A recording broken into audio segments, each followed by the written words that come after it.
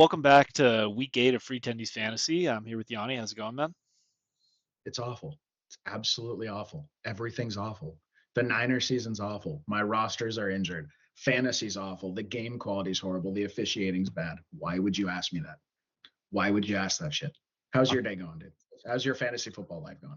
Actually, really good. I got one undefeated team. I got one that's like sitting at 5-2. Chris Godwin's foot exploded tonight. That wasn't great. But at any rate, let's stop fucking around. Let's get into the show here. Yeah, We'll start with the yeah. free agents. Yeah. So on the note of injuries, so it's looking like, well, it's not looking like Ayuk's out for the year. Juwan Jennings is questionable going into this week with a hip injury. And then Debo Samuel was actually hospitalized today because of low O2 levels from liquid in his lungs. Extremely serious. Hope Debo's okay. Absolutely do it. He's been a fantastic Niner and he seems like a good person, young dad. All the best to Debo. But in the meantime, go and grab Ricky Pearsall. The track record of wide receivers taken in the first round for becoming productive fantasy assets is pretty good. With Ricky, the biggest issue were the guys ahead of him, right? And was he going to be able to find time? Now, for better or for worse, worse if you're a Niners fan, better if you're a search on the free agent wire. You have Ricky Pearsall coming in. He saw 5 targets against a great secondary. Um, a little sloppy, right? His first ever NFL time coming off of a gunshot wound. You'd expect it, but 5 targets is really healthy actually for his first game. The Niners don't really like giving rookies playing time or opportunity. They're actually extremely reluctant to do so. So I think they trust Ricky. I think he's looking at volume rest of season. Clearly it's going to be Juwan Jennings as the 2 on the field with Debo when they're both back, but we don't know how long Debo's going to be out, and we don't know how important that slot role is going to be. Maybe Kyle chooses to keep Juwan in the slot role, and then it's Ricky Pearsall working outside. We're not sure, but he's going to be on the field a lot rest of season. I would definitely add him to your rosters. This one's actually more of an ad for me over any of the Niners guys, except maybe Juwan Japan. I know Juwan is less available on wire right now, but Jalen McMillan. So he's only seen 15 targets this year. He's been a little banged up and he's been a little inconsistent. Here's roughly his stat line after 15 targets. 15 targets, 8 receptions, 85 yards, and a touchdown on the season. He's likely going to be their wide receiver 1 for 3 to 4 weeks. Depending on how serious the Godwin hamstring strain is, we've now seen it a few times this year. If guys come back, he tweaked it on the first touchdown. He didn't look right. And then it looked like it popped on the last one. Okay. The absolute minimum you're looking at is 3 to 4 weeks. I would be surprised if he does not go on IR. He's so tough and he misses so few games. I mean, maybe that's what he does. But to me, it's looking like 2 to 3 weeks at the absolute minimum. I'm guessing 4 weeks plus for the Mike Evans injury, which means Jalen McMillan may be their wide receiver 1, operating as their wide receiver 1. And Baker's looked really good this year. He's been really prolific. They look like a team that's more than willing to pass. Their defense has been shaky at times. For a lot of reasons, I really like having Jalen McMillan on any roster that's wide receiver needy. For both of those guys, I'm probably somewhere in the 10 to 12% of your fab range. I mean, if you have like $50 left, it's probably going to be $10 to $12 to add them in more competitive leagues. Maybe you can try a little $4 to $6 bid if you want to go on the cheap. I think in a lot of leagues, actually, that may end up landing them. So I wouldn't break the bank on either of these guys. I just think they're going to be really nice pieces to have on your roster as the year goes on, and especially for the next month. I have rosters that are wrecked. I have rosters where my wide receiver 1 through 4 are out. If that's the case, you probably need to spend up, get one of these guys, and at least you have a shot at 10 to 12 points a week out of your wide receivers.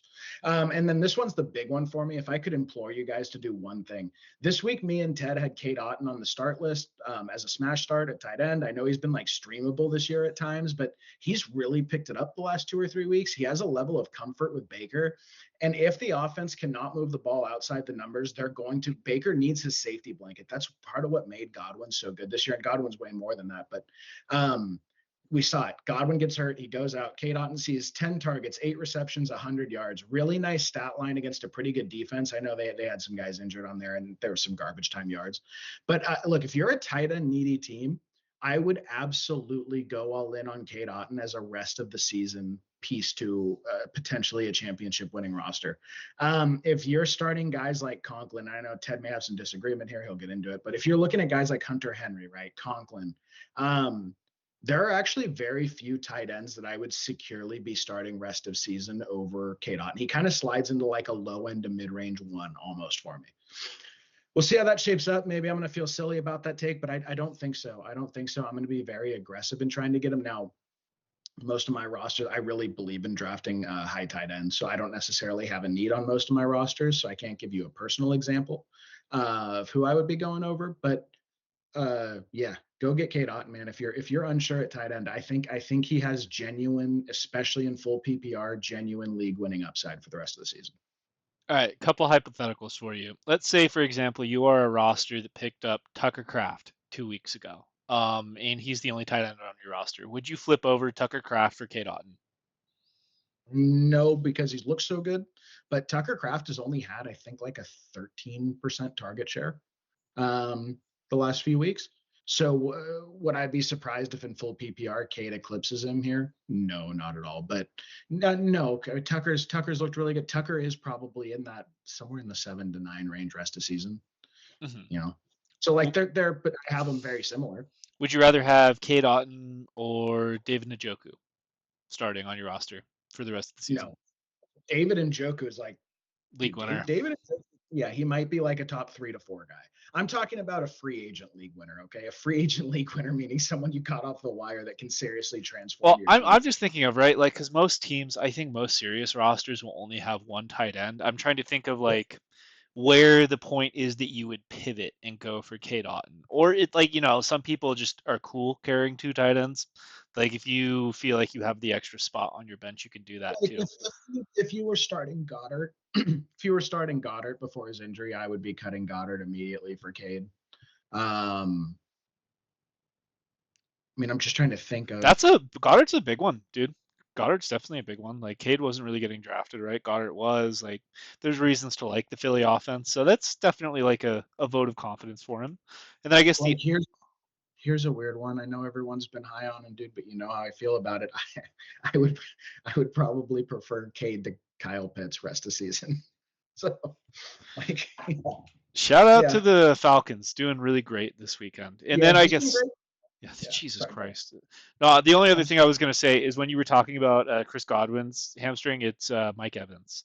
Chris Godwin, he's done for the year. You can safely drop him. Oh, did Fantasy I say managers. Chris Evans cut hamstring? Yeah, I'm yeah. I'm sorry. So I had two roster destroying moves today on two different rosters. One of them was Mike Evans' hamstring exploding. The other one was Chris Godwin's leg being removed, or his foot being removed from his body. Sorry. Um, yeah. All right, big free agent week. All right, mine. Jacob Cowing. This is in the same vein, right, as Ricky Pearsall. BA is dead and Debo is sick. We have no idea when they're going to be back. If this Debo thing is serious, it could just affect the entire rest of the season for him. Cowing should be involved in the offense here at some capacity. I think that without Debo and BA, Jawan Jennings will operate as the one. Glad to see it for the kid. I love that guy. But Jacob Cowing, he's been in all year, right? Like he was not drafted as highly as Ricky Pearsall. He was a fourth round pick, but he broke off a 50-yard gain this week. He beat like a Chiefs corner. He torched him actually. If Brock threw the ball a little bit more in front of him, it was a walk-in touchdown. There's an argument to be made. He might just be more game ready than Ricky right off the bat. I would drop about $10 worth of fab on him if you're a believer in Kyle Shanahan and being able to orchestrate a competent offense here without the big dogs. Next one is Hunter Henry. Drake May looks really good to me. This Patriots team, like at least before, like every single week, I think almost we've always told you to pretty much start Ramondre and sit everyone else. With Drake May as steering the ship as the quarterback, everybody looks live to me, or at least like a little bit more alive than they were. They still have I forgot his name right now, but it's the Browns' old offensive coordinator who is like he loves to run the ball and he loves to target his tight ends. I believe Hunter Henry was over 10 fantasy points in half PPR the last 2 weeks. I think he had 8 or 9 targets last week. He could easily emerge as the top target option here in an offense that I think is improving. The position is dry, and there's an argument to be made if things shake out right, he could be a tight end one the rest of the way. I would honestly feel comfortable dropping $15 to $20 worth of fab on him. We're getting down there. We're already at week 8 now, right? So you only got like 6 more weeks to spend fab if you aren't a playoff team. if you really need to take a shot, try and get a tight end one on your roster to save you and maybe make playoffs. I think it's worth it for a little piece. The last one is Tua. Obviously he's been out all year because of the horrible concussion, but it looks like he's on schedule to come back this week. He's the engine to the offense we've seen. What happens when Tua is not in there? I would just urge managers, right? Temper your expectations a little bit on this. Like we've seen Tua come back from one of these concussions before, but and he didn't look great when he came back. But really, the quarterback one upside is there if this Dolphins team is able to hit their stride and Tua looks good. Like they could look more like the Dolphins from last year than the broken version we've seen this year. I put $20 to $40 fab on there. That's aggressive for sure. It really depends on your roster, right? Like if you are a quarterback roster that just you've been missing a quarterback one, or you really need a quarterback, right? If you're like flipping between Andy Dalton, Trevor Lawrence, Will Levis, that sort of thing, then I could see an argument for $40 fab here. Just get him on your roster just in case someone in your league dropped him, right? You know, because most leagues have like one IR spot. Maybe there was a point where they wanted to put a manager wanted to put someone else on IR, drop to a. Just take a look and see. He has 46% ownership. And then Madison Bumgarner, Matty Bumgarner. I mean, the Niners are dead right now. They're dead. They need anyone who could play wide receiver. He played for the Giants. He's like 6'4", I think, or 6'5". Pretty tall. Could be good. I don't know. We're calling anyone at this point if we are SF. My sell high is kind of a theme here is basically the running backs that I think are all, they have like a good enough market value right now.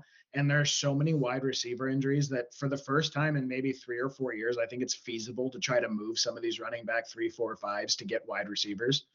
I think on rosters, there are probably a lot of people who are way more wide receiver needy than running back needy this year. But I also think there are some people who hit those late picks. They're swimming in wide receivers. So I'm trying to move off some of these guys.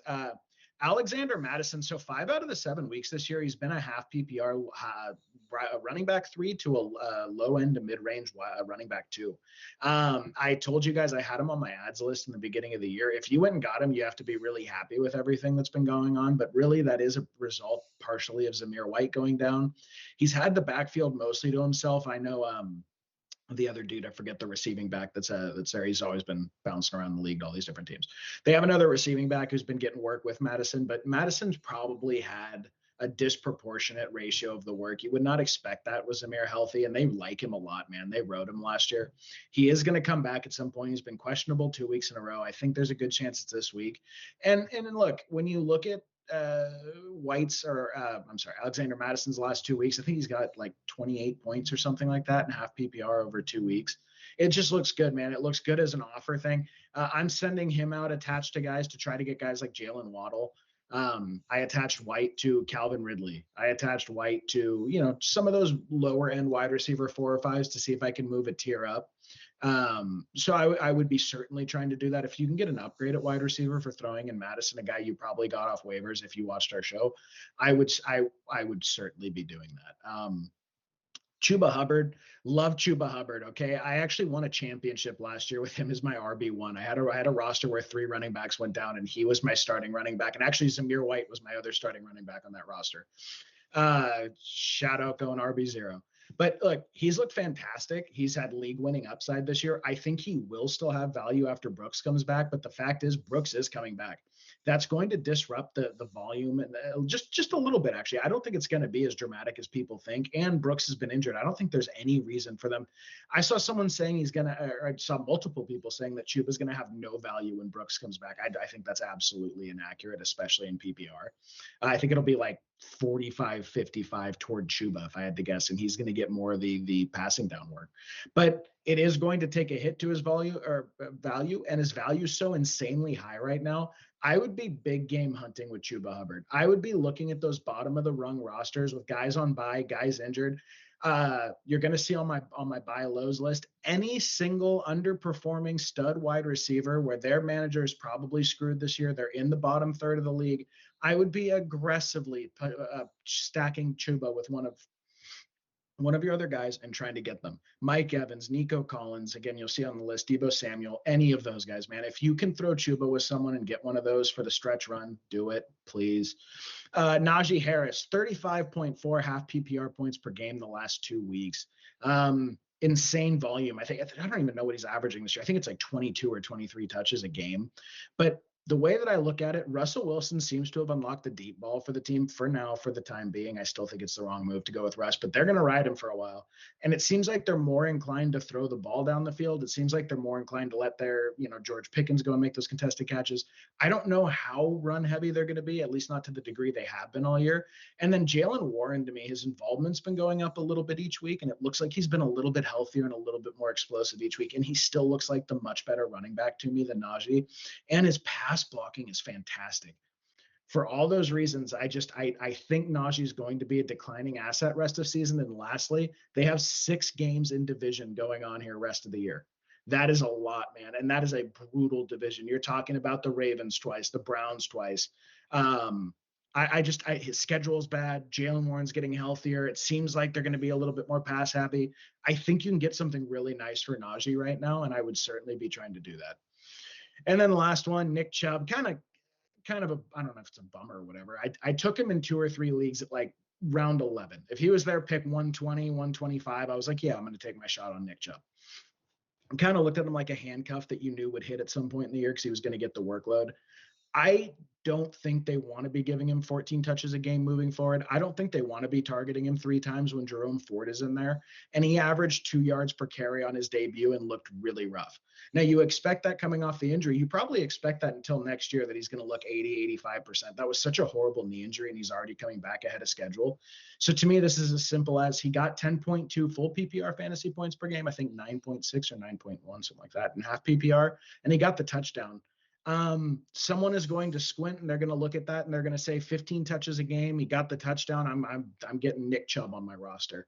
And if that's the case, I'm certainly going to try to sell him. I'm actively stacking him on different offers, trying to move him in 3 leagues I'm in. I think he got kind of lucky that he got that touchdown there. I think the offense is probably just a middling offense going into this part of the year where they're going to start hitting all their divisional games. I would just rather not be invested in the Nick Chubb business. Yeah, that's fair. The one I do want to touch on is Chuba Hubbard. I think right now he's probably got to be associated with the best fantasy performances of the year. Like if you are a Chuba Hubbard roster that got him in round 10 or 11, like you got to be doing pretty well in your league. I would guess getting like a RB1, borderline RB2, right? Like that late in the draft. I would just say, as a second fan of the Carolina Panthers, even though it has looked better with Andy Dalton, the more they lose, right, and the more Andy Dalton struggles, I think the more this team might just say, you know what, this season's dead. Let's just look at our new guys, right? See, they're gonna want to look at the rookies. They're gonna want to look at the young guys and see like what they have going forward. So it's not even that Chuba is going to give up work to Brooks. I don't think if the Panthers are trying to be serious and win games, but when it's just like totally, I think it's already over, right? But like when it's mathematically over, I think you might see the pivot there with Brooks getting a little bit more work. All right, time for my sell highs. I only have 2. It was a late night for me. Okay, the second game of the doubleheader was on a little bit later than normal. So the first one is Kareem Hunt.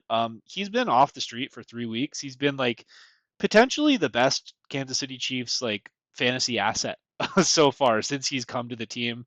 It's honestly amazing. I think he straight up looks better than Isaiah Pacheco right now, but I don't think there's any way he'll be able to sustain this, like just being like barely signed. Like, at what point does a lack of training camp get to you, right? At what point does the lack of conditioning and a full off season get to you? At what point does he get injured, right? So I can see all of those reasons to flip him, right? And like I believe he's been like over 15 or 20 points the last 2 weeks. I know that he just got 2 touchdowns against the 49ers. It was a 20 plus point game. You might be able to get a serious startable player for Kareem Hunt, right? Like, especially an RB needy team, they might throw you something crazy to get him on the roster. I would just, even though it feels good if you signed him as a free agent, I would just be weary. Then the second one is Keenan Allen. He got 2 touchdowns in London against the Jaguars, and DJ Moore got poked in the eye right before he got his 2 touchdowns.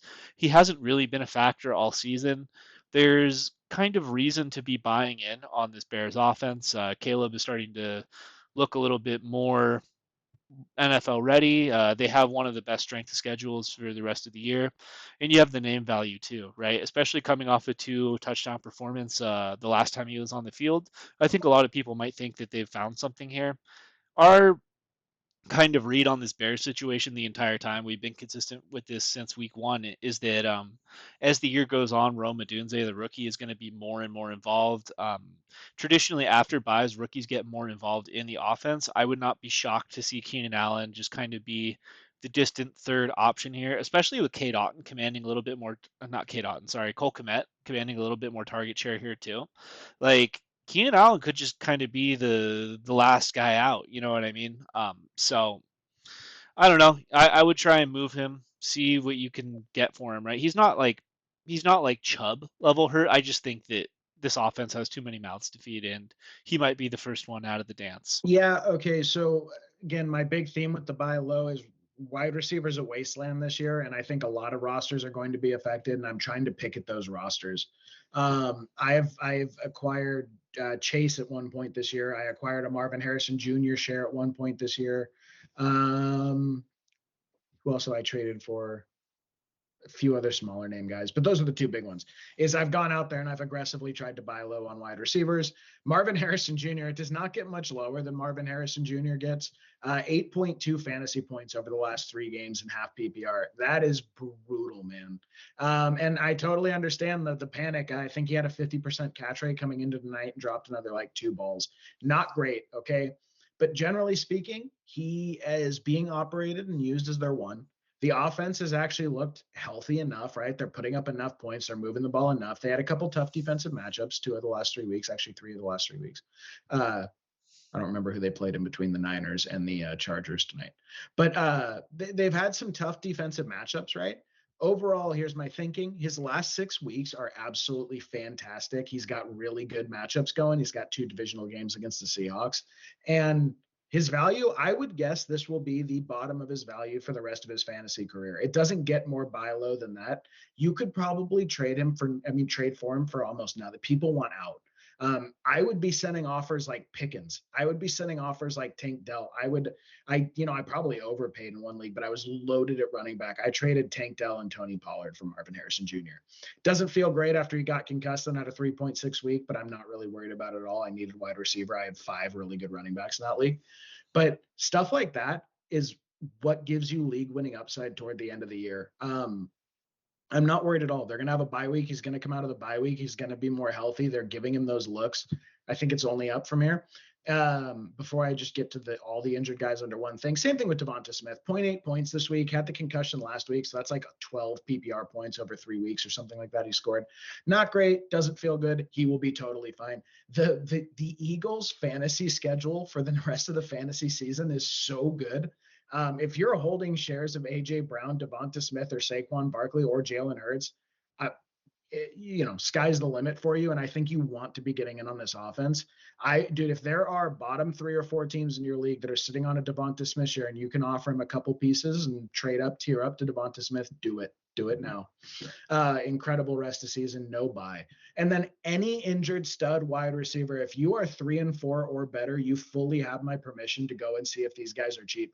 I am looking right now. There are a few like 1 and 5 and 0 and 6 teams that have Nico Collins, Mike Evans, and Deebo Samuel. I've seen them in all my leagues.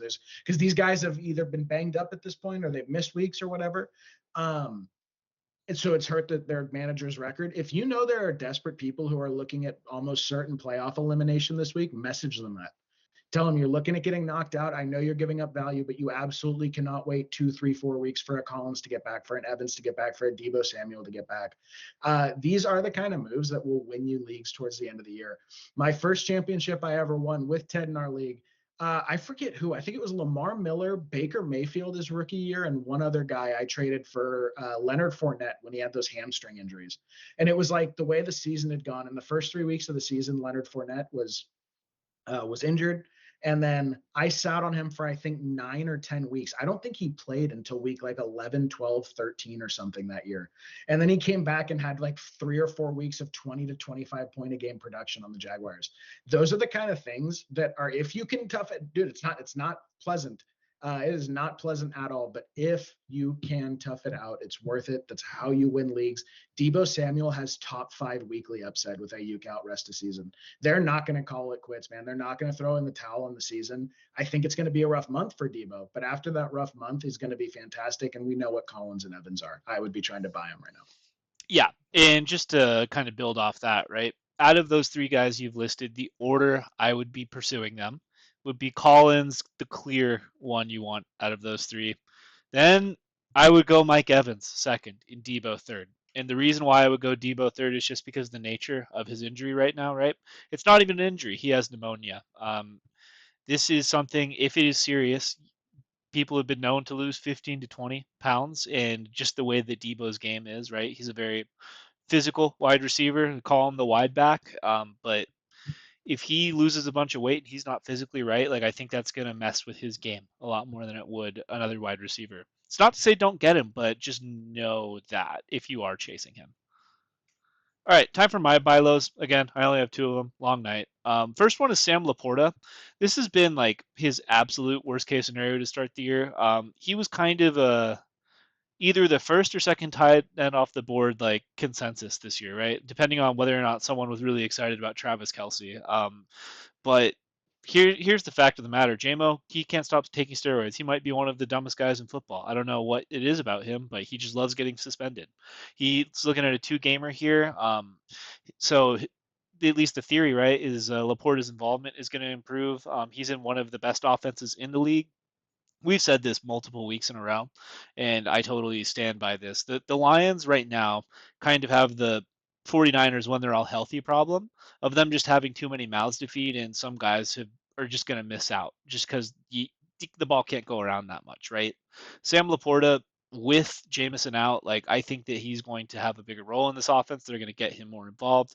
He's still a good player. He just hasn't been getting targets. That's why he hasn't been getting home. So I'd see you could probably even get Sam Laporta and another piece and move off of a bigger tight end. I don't know. Like trying to think. Maybe would I trade Kittle for Laporta? No, probably not Kittle, but No, I don't know. You might be able to get Travis Kelsey or something. You might be able to move Travis Kelsey for Sam Laporta. I don't I'd know. also see. I'd do that. Yeah. All right, next one is Ramondre Stevenson. This is just kind of building off everything I've said so far with Drake May being the quarterback and the Patriots offense looking better. Ramondre is not a bad player at all. He's kind of struggled this year with his fumbles and just the Patriots offense as a whole being terrible. If Drake May continues to play like he has been and the Patriots offense looks competent, Ramondre should be the first guy that is eating from that. He's still a good player. The Alex Van Pelt system loves to pound the rock. So go out, see what you could get for him. I think that another manager like might even just you could probably move him for nothing. I almost moved Jameson Williams to Ramondre Stevenson today until I realized that Jameson got suspended. Thanks, buddy. You ruined my week. um, but yeah, just see what you can do. He might even be able to get him as an add-on to a bigger deal. But yeah, I like Ramondre as probably a running back too, all the way through the rest of the season, assuming Drake May stays in. But yeah, that's what we got for you this week. If you made it through the whole video, thank you. Please like, subscribe, hit the bell. It helps the channel out. Yanni, what's our question of the day to the audience? Are the Steelers a good football team? I want to know. I want to know public sentiment. Are the, I'm going to say no to that one personally. are the Steelers a good football team? I want to know what people think. I'm curious. All right. And we will catch you guys later in the week for the head coach episode. Thank you.